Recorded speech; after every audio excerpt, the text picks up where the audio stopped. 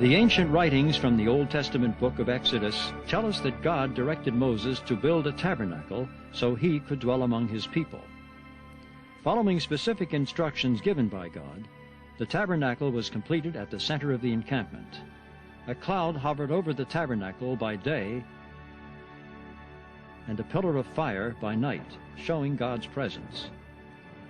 In addition to the construction details, God also gave commandments concerning the regular sacrifices and offerings to be made at the tabernacle.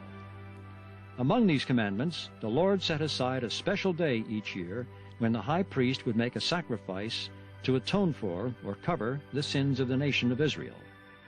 This solemn day was called the Day of Atonement. The Day of Atonement, called in Hebrew Yom Kippur, was considered to be the most holy day of the Hebrew calendar. It was the day when atonement was made for the sins of the priests, the people, and the cleansing of the tabernacle.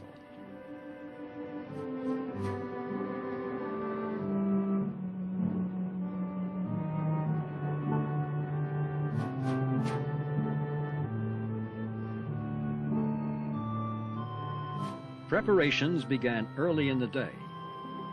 Everything needed to be ready and at hand, since this special ceremony was carried out by the high priest alone. On all other days, the high priest wore his full ceremonial dress made up of 8 separate pieces of clothing, which distinguished him from other priests. But on the Day of Atonement, he removed the decorative clothing and wore only the 4 white linen garments of a priest. This expression of humility further illustrated the fact that this day was different. When the high priest was ready to officiate, everyone, including the other priests, left the tabernacle and courtyard area. The people realized that for the whole nation of Israel to receive the benefits of the ceremony, it had to be performed through the ministry of their highest anointed individual, and him alone. Although the people were not permitted to enter the tabernacle courtyard, they gathered at the gate to catch a glimpse of what was happening. There was a certain anticipation in the air on this Day of Atonement. It marked a new beginning for each person, as past sins were forgiven through the shedding of the blood of the sacrifice. The Day of Atonement ceremony was carried out with care and precision. Each aspect was performed with the utmost reverence, according to God's specific instructions. The washing of both the hands and feet, illustrating spiritual cleansing, was commanded by God. This physical and spiritual cleansing was repeated several times throughout the day. Once cleansed, the high priest went to the gate to receive the animals required for the sacrifices: a bullock, 2 goats, and a ram. These animals were special, carefully selected for their healthy and unblemished condition. While today it may seem a cruel concept to use a fine animal for a sacrifice, this is clearly what God prescribed and commanded. Blood sacrifices illustrated a key principle which God wanted his people to understand.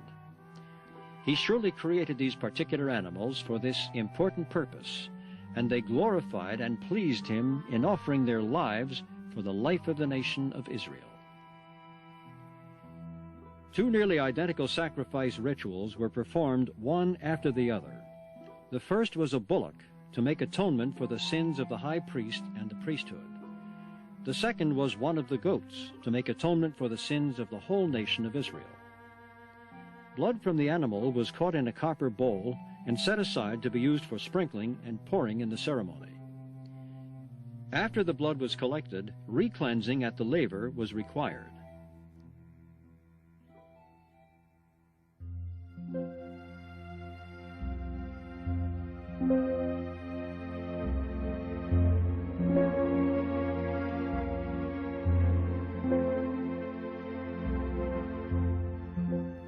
The high priest would then take hot coals from the brazen altar and place them on the incense altar in the holy place.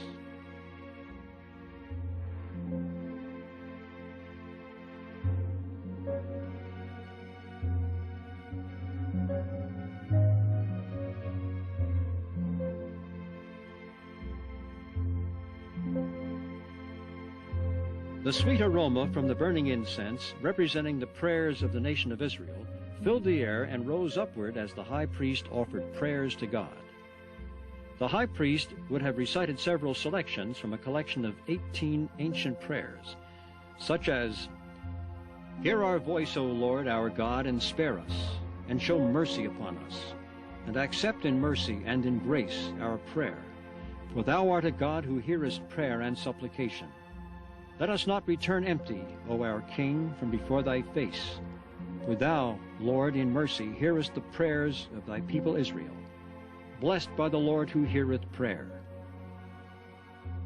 Hearing the high priest praying, the people would join their hearts in prayer, asking God to forgive their sins and accept the atonement sacrifice. "Forgive us, our Father, for we have sinned. Pardon us, our King, for we have transgressed. For thou pardonest and forgivest.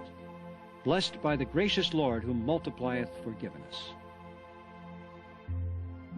After cleansing again at the laver, the most critical part of the ceremony began.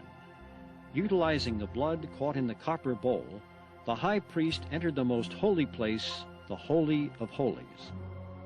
The Holy of Holies was the chamber of the tabernacle where the Shekinah glory of God dwelled. Entering this area during the ceremony was a fearsome responsibility. Inside the Holy of Holies, the high priest sprinkled the blood upward once on the mercy seat and then 7 times before the Ark of the Covenant.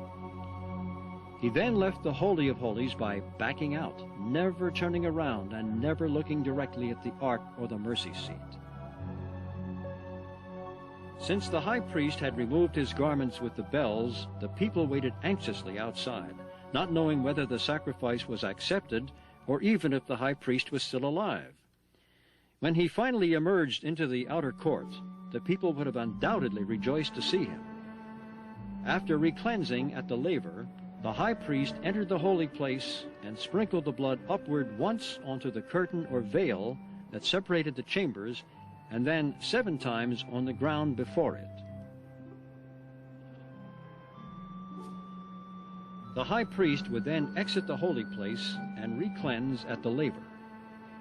After combining the blood of the bullock and goat, he sprinkled the blood on the horns of... The next stage of the ceremony was designed to illustrate how God viewed the sins of the nation now that the sacrifice had been accepted.